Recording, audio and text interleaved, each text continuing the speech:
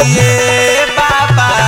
हे शिव शंकर भोले दानी जल ढार तानी हे शिव शंकर भोले दानी जल ढार तानी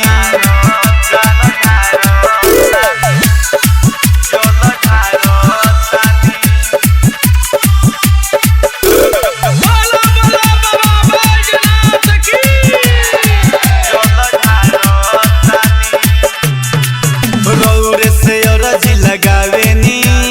पगल के अपना मनावेनी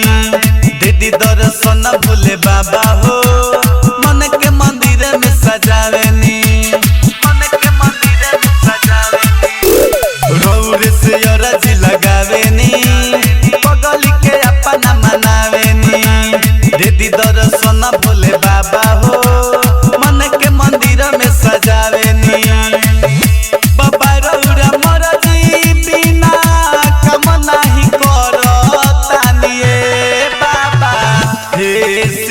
शंकर भोले दानी जल ढार तानी हे शिव शंकर भोले दानी जल ढार तानी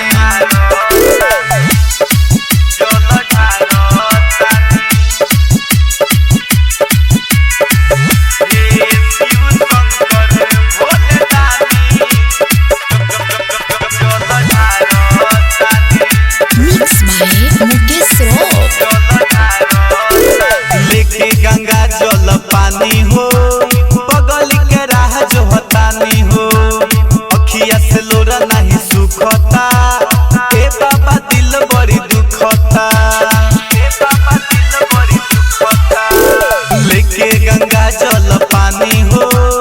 बगल के राह जो हतानी हो अखिया से लोरा नहीं सुखता ए बाबा दिल बड़ी दुखता सूरज हंगामा लाल बाबूरा हो देखो